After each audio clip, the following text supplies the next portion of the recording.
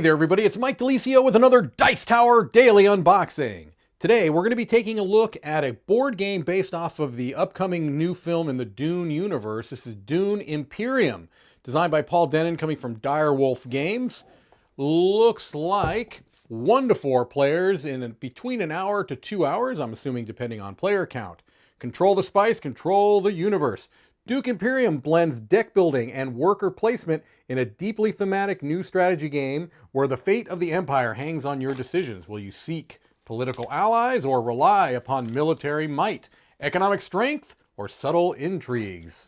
Well, Dune is a intellectual property that has shown up in the board gaming arena before, but this is a new Dune IP, so to speak, and so a new board game.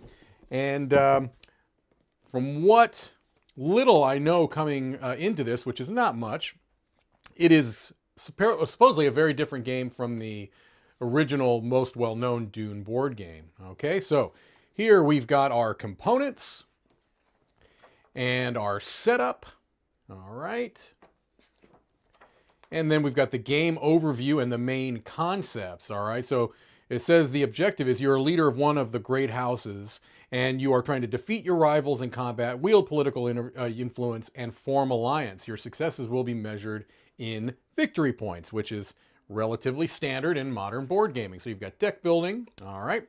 And then the round structure, you've got a round start, player turns with an agent turn and a reveal turn, combat, makers, and recall. And then it goes into more detail about each of these different phases of a round, okay? Going into more detail about the reveal turn, the agent turn, the combat. You've got combat intrigue cards and combat resolution, makers, recall, and then clarifications, strategy tips as well, all right? Now we've also got some information here for solo and 2-player games. So it looks like there's some cards that you will incorporate. House Hagal, if I'm pronouncing that correctly, which I may well not be, that you use for solo and 2-player games. Also have a guide to the spaces on the board here. Okay, so we've got some cardboard components here. Seems like nice thick cardboard. All right. And we've got our player board here, or excuse me, our game board here. All right, I think we've got all that in frame. So we've got the different areas of the board there.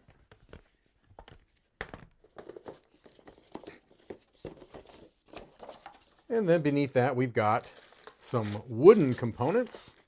Take just a look. These are relatively standard. You know, you've got just your discs. These are gray. And we've got different colored cubes here. Don't need to necessarily take a close look at those. We've got some wooden water.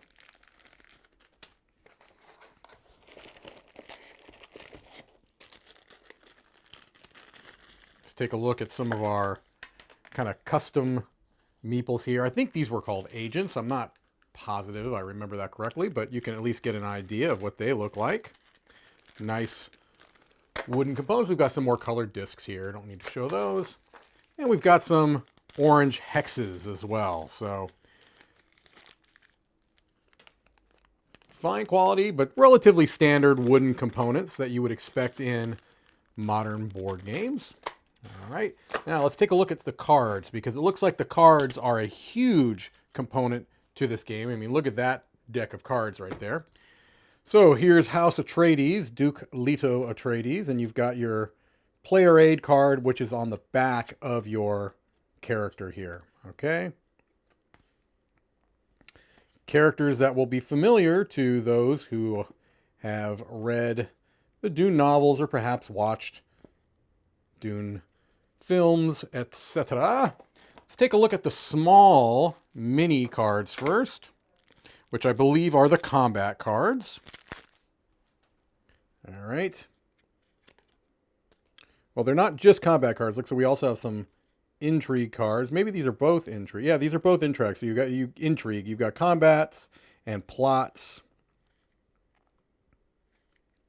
an end game. All right. So different versions of these intrigue cards, combat, plot, and an end game. Excuse me. Looks like are those, and then we've got our conflict cards as well. So those are the mini cards.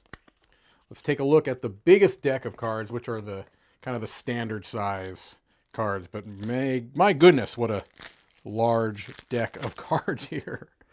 All right, and it looks like some of these are specific. So these are looks like the 1 and 2 player cards. You can see that by the upper right here. So yeah, 1 and 2 player cards that you would incorporate in 1 and 2 player games. Okay. So these are relatively simple. They seem to have just a bit of iconography, not a whole lot of iconography on those particular cards. Assassination mission. Yeah, doesn't seem to ever be a tremendous amount of text. There's some text on some of the cards. Some of them are simply some iconography. They don't seem to be terribly complex. All right, let me show you some more here.